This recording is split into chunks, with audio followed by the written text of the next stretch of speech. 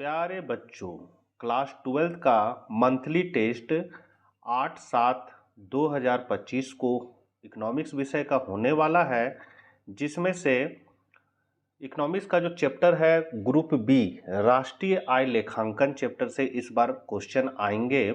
JCERT द्वारा question और answer जारी किया गया है, उसी से मैं आप लोगों को बता रहा हूँ। ये क्वेश्चन इम्पोर्टेंट हो सकते हैं।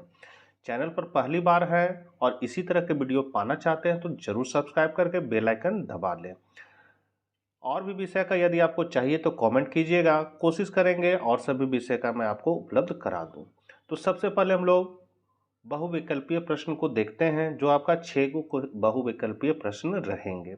तो पहला क्वेश्चन है, निम्नलिखित में कौन पूंजीगत वस्तुओं का एक उदाहरण है। पूंजीगत वस्तु उसको कहते हैं जिससे हम लोग पैसा कमाने के लिए उसमें इन्वेस्ट करते हैं। जैसे पहला है परिवार में उपभोग के लिए फ्रिज। ये उपभोग के लिए हम लोग फ्रिज कहते हैं, इससे तो कोई इनकम होगा नहीं।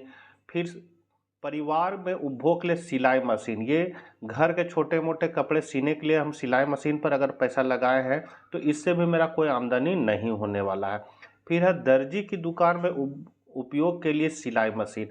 अब दर्जी जो है वो क्या कर रहा है, जो सिलाई मशीन पर पैसा लगाए वो कमाने के उद्देश्य से उसमें पैसा खर्च किया है, इसीलिए ये क्या कहलाएगा, पूंजीगत वस्तु कहलाएगा। इसलिए पहला का सी हो जाएगा। दूसरा क्वेश्चन है, किसान द्वारा ट्रैक्टर का प्रयोग खेती करने के लिए होता है। यहाँ ट्रैक्टर किस प्रकार की वस्तु का उदाहरण है।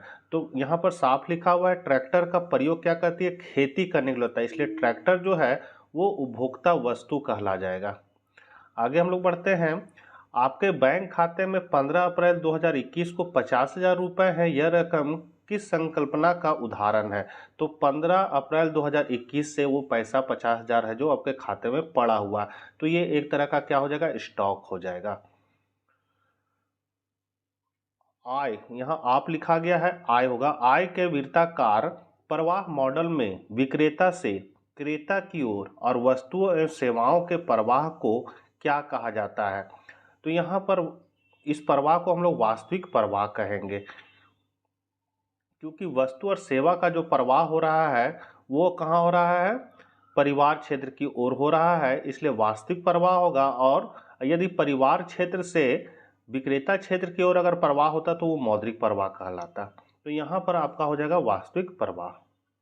आगे बढ़ते हैं, वस्तुओं तथा सेवाओं के प्रवाह में वृद्धि हुए बिना मौद्रिक प्रवाह में वृद्धि होने से अर्थव्यवस्था पर क्या प्रभाव होगा।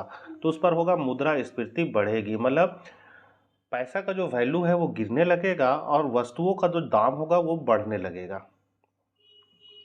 किसी देश में एक दिए हुए वर्ष में उत्पादन के साधनों के द्वारा उत्पादित अंतिम वस्तु एवं सेवाओं के बाजार मूल्य को खाली स्थान कहा जाता है।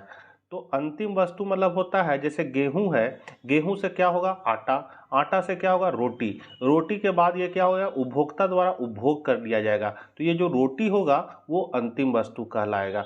तो यहाँ पर है कि किसी देश में दिए हुए वर्ष में उत्पादन के साधनों के द्वारा उत्पादित अंतिम वस्तु और सेवाओं के बाजार मूल्य को हम लोग क्या कहते हैं, सकल घरेलू उत्पाद कहते हैं। शॉर्ट में ये जीडीपी लिखा रहेगा, ठीक है। 7वां नंबर है, सकल घरेलू उत्पाद में शुद्ध घरेलू उत्पाद को घटाने से क्या प्राप्त होता है। तो घिसावट व्यय प्राप्त होता है। आगे है, राष्ट्रीय आय क्या है। तो राष्ट्रीय आय जो है वो साधन लागत पर शुद्ध राष्ट्रीय उत्पाद है। साधन लागत कहलाएगा, जैसे उत्पादन के हमारे साधन है भूमि, श्रम, पूंजी, प्रबंध, साहस, उसका जो खर्च होता है, उसको जैसे प्रयोग करने में जो खर्च होता है, जैसे मजदूर को अगर हम लिए तो उसको हमको मजदूरी देना पड़ेगा, भूमि का प्रयोग अगर हम लोग कर रहे हैं तो हमको लगान देना होगा, तो ये सब साधन लागत कहलाते हैं। तो यहाँ पर आपका हो जाएगा साधन लागत पर शुद्ध राष्ट्रीय उत्पाद। अगला है, सकल घरेलू उत्पाद की गणना में निम्न में किस मद को शामिल नहीं किया जाता है। तो इसमें हस्तांतरण भुगतान को शामिल नहीं किया जाता है, क्योंकि हस्तांतरण भुगतान जो है वो बिना काम किए हुए पैसा मिलता है, जैसे हो गया वृद्धा पेंशन हो गया, छात्रवृत्ति हो गया, तो इस तरह का जो पैसा होता है वो सकल घरेलू उत्पाद में शामिल नहीं होता है। अगर किसी देश का निर्यात की तुलना में आयात, यहाँ आप आयात लिखा गया है, यहाँ आयात हो जाएगा। निर्यात की तुलना में आयात अधिक है तो उस देश का सकल घरेलू उत्पाद तथा सकल राष्ट्रीय उत्पाद में क्या अंतर होगा? तो इसका आंसर जो है वो है सकल घरेलू उत्पाद की तुलना में सकल राष्ट्रीय उत्पाद कम हो जाएगा। अगला है अप्रत्यक्ष कर में से अनुदान मतलब सहायकी को घटाने से प्राप्त होता है तो शुद्ध अप्रत्यक्ष कर प्राप्त होता है। राष्ट्रीय आय के आंकड़ा से क्या जानकारी नहीं मिल सकती है? तो लोगों का आर्थिक कल्याण की जानकारी नहीं मिल सकती है। स्थिर कीमत पर राष्ट्रीय आय का दूसरा नाम खाली स्थान है तो उसको हम लोग कहेंगे वास्तविक राष्ट्रीय आय। जीएनपी डिफ्लेक्टर ज्ञात करने का सूत्र क्या है? तो यहाँ आपको सूत्र याद कर लेना है। इसका है नेशनल जीएनपी बटा रियल जीएनपी गुने इसका है नॉर्मल NOMINAL नॉर्मल जीएनपी बटा रियल जीएनपी गुने 100 हो जाएगा इसका फॉर्मूला। भारत में अमेरिकी दूतावास के कर्मचारी के वेतनादि भत्तों को किस देश के घरेलू उत्पाद में शामिल किया जाएगा? तो ये अमेरिका के घरेलू उत्पाद में शामिल किया जाएगा। यहाँ से अति लघु उत्तरीय प्रश्न है आपका। पहला है साधन आय क्या है? तो उत्पादन के साधन जिसमें भूमि श्रम पूंजी प्रबंध आते हैं ये आपका साधन है। तो उत्पादन के साधन लगान मजदूरी ब्याज तथा लाभ के रूप में अपना प्राथमिक प्राप्त करते हैं जिन्हें उनकी साधन आय कहते हैं। जैसे कहने मतलब है भूमि का प्रयोग करते हैं किसी का तो उसके बदले आप किराया देते हैं तो वो लगान कहलाया। तो भूमि को जो प्राथमिक प्राप्त होगा वो लगान कहलाएगा। श्रम को जो प्राथमिक प्राप्त होगा वो आपका मजदूरी कहलाएगा।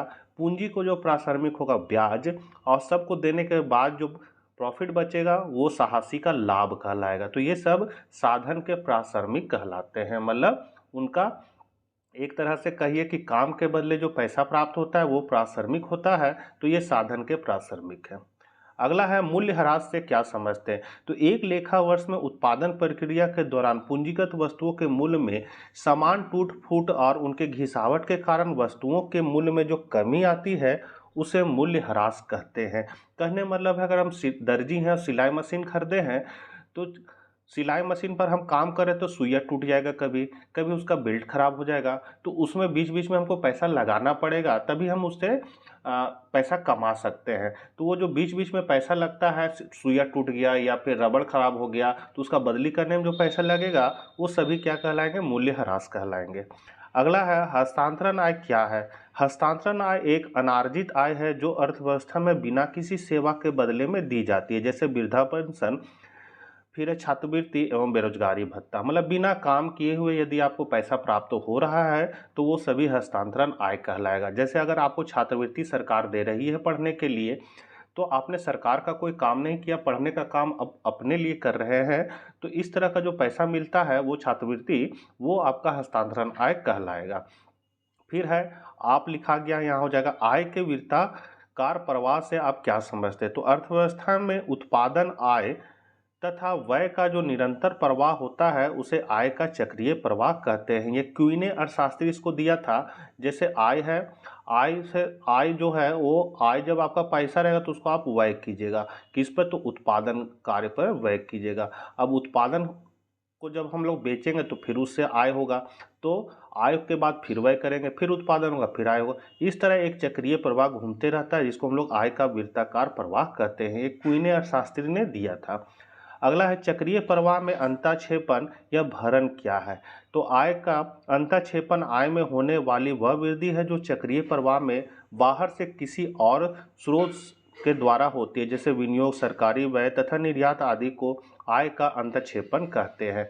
कहने मतलब है कि अर्थव्यवस्था में यदि कहीं से पैसा आ रहा है तो पैसा अर्थव्यवस्था में जब घुस रहा है कोई दूसरा कारण से तो ये पैसा जो आने का जो है उसको हम लोग आय प्रवाह में अंतःक्षेपण या भरण कहते हैं। ठीक है। आगे है टिकाऊ वस्तु से क्या अभिप्राय है? तो टिकाऊ वस्तुएं एक से अधिक बार प्रयोग में लाई जा सकती है। इनका जीवन काल 1 वर्ष से अधिक होता है। जैसे कार, स्कूटर एवं साइकिल आदि। मतलब जो भी मेरे उपभोग की वस्तु है और वो जितना लंबे समय तक मेरे पास रहता है वो उसका टिकाऊपन कहलाता है। तो वो टिकाऊ वस्तु कहलाएगा। जैसे कार हो गया, स्कूटर हो गया, साइकिल हो गया। पूंजीगत वस्तुएं किसे कहते हैं? तो ये उत्पादक वस्तुओं का ही भाग है। एक लेखा वर्ष जो है वो 1 अप्रैल से 31 मार्च कहलाता है। तो एक लेखा वर्ष के अंत में उत्पादकों के पास टिकाऊ और गैर टिकाऊ वस्तुओं का स्टॉक पूंजीगत वस्तुएं कहलाता है। बचत की परिभाषा दे तो आय का वह भाग जो उपभोग पर भी व्यय नहीं किया जाता है बचत कहलाता है। करने में है y बराबर होता है c प्लस एस। तो s बराबर y माइनस सी, मतलब जो आप कमाए हैं और जो आप खर्च करेंगे दोनों को घटाने के बाद जो आपका बच जाएगा पैसा वो बचत आपका कहलाएगा। ब्याज क्या है? तो ब्याज वह कीमत है जो पूंजी की सेवा के बदले में दी जाती है। अभी हम लोग शुरू में पढ़े भूमि की सेवा के बदले उसको लगान मिलेगा, पूंजी की सेवा के बदले ब्याज मिलेगा, फिर आपका मजदूर को मजदूरी मिलेगा और साहसी को लाभ मिलेगा। तो उसी तरह ब्याज जो है वो पूंजी की सेवा के बदले दी जाती है। अगला है सकल घरेलू उत्पाद की परिभाषा दे। तो एक लेखा वर्ष में किसी घरेलू सीमा के अंदर उत्पादित सभी अंतिम वस्तुओं और सेवाओं के बाजार मूल्य के जोड़ को सकल घरेलू उत्पाद कहते हैं। अगला है राष्ट्रीय आय से आप क्या समझते हैं? तो राष्ट्रीय आय एक लेखा वर्ष की अवधि के दौरान एक देश के समान निवासियों द्वारा अर्जित कारक आय का कुल जोड़ है। मतलब एक वर्ष में जो भी कारक आय हो, कारक आय का मतलब साधन, भूमि श्रम पूंजी प्रबंध जो है उसको हम लोग साधन आय भी बोलेंगे, उसका जो इनकम होगा उसको हम लोग कारक आय भी बोलते हैं। उस सबको हम लोग जोड़ देंगे उसका आय को, तो वो राष्ट्रीय आय कहलाएगा। व्यक्तिगत आय की परिभाषा दे तो व्यक्तियों तथा परिवारों को सभी स्रोतों से जो आय वास्तव में प्राप्त होती है उसके जोड़ को व्यक्तिगत आय कहते हैं। वास्तव में प्राप्त होती करने मतलब है कि खर्च करने के बाद जो वास्तव में जो पैसा बच जाता है वो व्यक्तिगत आय कहलाएगा। प्रयोज्य आय क्या है? तो व्यक्तिगत आय में से प्रत्यक्ष करों तथा सरकारी प्रशासनिक विभागों की विविध प्राप्तियों जैसे फीस, जुर्माना आदि को घटाकर जो आय शेष बचती है वो प्रयोज्य आय कहलाती है। अगला है आर्थिक सहायता या सब्सिडी से क्या अभिप्राय? तो आर्थिक सहायता से अभिप्राय सरकार द्वारा उद्यमों को दी गई आर्थिक सहायता या अनुदान है। सरकार द्वारा किसानों, उद्योगों, उपभोक्ताओं को समय समय पर बिजनेस लोन और उपकरणों की खरीद करने पर सब्सिडी दिया जाता है। फिर है दोहरी गणना से बचने के लिए किस विधि का प्रयोग किया जाना है? तो दोहरी गणना से बचने के लिए मूल वृद्धि विधि का प्रयोग किया जाना चाहिए। अगला है घरेलू आय तथा राष्ट्रीय आय में एक अंतर बताएं। घरेलू आय में विदेशों से शुद्ध साधन आय शामिल नहीं होती है, जबकि राष्ट्रीय आय में विदेशों से शुद्ध साधन आय शामिल होती है। इसके बाद बच्चों लघु उत्तरीय प्रश्न है जो हम लोग नेक्स्ट वीडियो में देखेंगे। तो मिलते हैं नेक्स्ट वीडियो साथ, तब तक आज्ञा दीजिए। जय हिंद, जय